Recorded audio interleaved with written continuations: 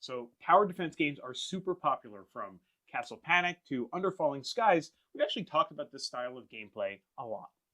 They can be super fun, but in most tower defense games that are family friendly, everyone is just another cog in the machine. This week we're going to look at a game where each player gets their own unique abilities and different ways to help out the team. This is a snap review for Runemasters.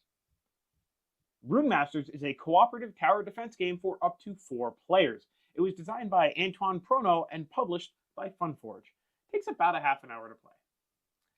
Let's talk about the art in Runemasters. There is a lot packed into this box, starting with the 5 pieces you unfold to make the main board. This art is fun. You've got these 4 Guardian characters: Kyrios the Crusher, Neltai the Tornado, Rock Girl Ismaros, and Kulak the Protector of Life. Each one definitely has their own personality. Their player boards have nice cutouts for hit points and magic points. Then you've got the cards. Monster cards come in 7 types: Shadow, Archer, Troll, Warrior, Wizard, Werewolf, and Dragon. Each one comes in 4 different colors, and each color brings some subtle differences to the monster type. Except for the dragons. They're all very different from each other. Honestly, they're all pretty cool. The event cards bring their own art, and it's very clear which ones are positive events and which ones are negative events. Lastly, there's the dice. They're pretty, and each one pictures the 6 runes. So let's talk about the mechanics. How do we play Runemasters? Sure, so you start by assigning each player a Guardian character and give them 4 health and 4 mana on their board. Each character also has an ultimate power, which is not yet charged up, so place a token on the beginning of the ultimate power track. Then set up the main temple board. 3 lanes if you have 3 Guardians, or 4 lanes if you have either 2 or 4 Guardians. Then place each Guardian standee on the temple path of their choice. Prepare the monster deck. Remove cards that are not applicable at your player count, then remove a few more randomly. Then shuffle the Dawn card into the bottom 3 cards of the monster deck. You'll also need to prepare a 5-card event deck. Depending on the difficulty, this could be mostly good events or mostly bad events. Draw the first 3 cards of the monster deck and put them on the first, second, and third spaces in their respective colors. You are ready to start playing. Yes! So the first player in the round flips over the next event card. This will apply for the whole round. On each player's turn, they start by drawing a new monster off the deck and placing it in space 3 of its corresponding color track, or farther back if that space is taken, unless the card says to place it elsewhere. Then it's time for the Guardian player to roll 4 dice and resolve them. You may resolve actions in any order you want, and you can even re-roll your unused dice between actions, but each die re-roll costs you 1 mana point, and each die can only be used for a single action. With a given die, you might strike a matching weak point on the monster in front of you on your path. When you do that, you place an injury marker to show where it's been hit. You might move to a different path, matching the rune on the die. When you move to an occupied path, the Guardian who is there swaps places with you. If you use the white rune, you can use your Guardian's ability. You can spend any 2 identical runes to put a blocking marker on your current path, which will stop the monsters there from moving this round. If none of those options work for you, you can spend a die to advance your ultimate power token. Once the token reaches space 4 on its track, your ultimate power is fully charged and ready for use. When you use it, flip the token over and return it to space 0 on the track. If you're desperate to get rid of monsters, you can release your mana.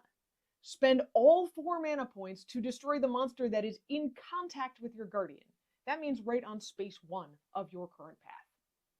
Whenever you destroy a monster, whether through hitting all its weak points or releasing your mana, you immediately get the bonus shown in the upper right-hand corner of the card.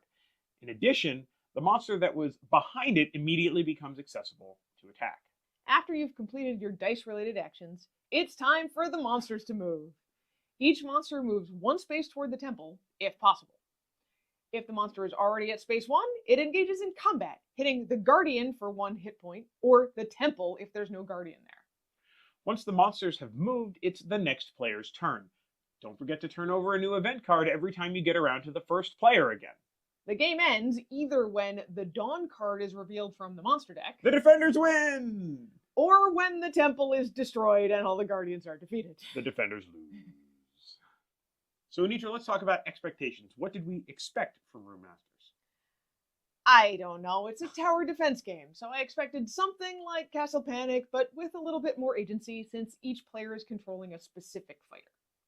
So for me, on the surface, I was excited for this game. You're defending a temple, you've got kind of cool fantasy classes, everyone has their own unique powers, things like that. Seems kind of cool. Sure. But we were surprised by this game in some ways too. What surprised you, Anitra? The difficulty for this game is incredibly hard to predict. Both the monster deck and the event deck are set up with some randomness involved. So sometimes you get events that aren't a big deal, and monsters that are easy to defeat, and sometimes everything bad seems to hit you all at the same time. It does seem to be hardest at 4 players, because each player has to sit through 3 turns of possibly getting hit before they have a chance to hit back. For me, although I thought I was going to be excited by all the boxes this game ticked off, it just kind of fell flat for me. There's a lot of fantasy games out there all kind of trying to spin up their new world, and truthfully, this game could have been like an X-Men or Lord of the Rings or Star Wars game or something like that. The theme here is definitely pasted on, and that doesn't really help at the end of the day. Plus, because your goal really is just to survive, it's not really about defending the temple, it's about surviving. This game reminded me a lot of The Grizzled. But in that game, the characters are immediately relatable, and as a result of that, the lack of uniqueness in Runemasters felt even more stark to me. Does that make sense? Yeah, but I think it's also because in The Grizzled, your survival is not about defeating monsters. It's instead about keeping your spirits up against despair. And this game is just going to make you despair because there are too many monsters. Yeah, and it didn't resonate with me in the same way. Sure.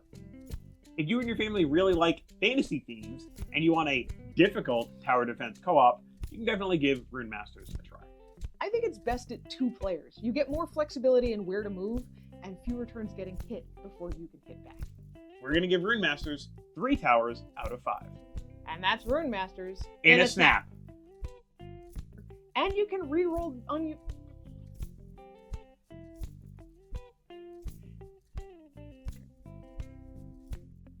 Okay, I don't know if that was actually any better, but that's all right. It was better.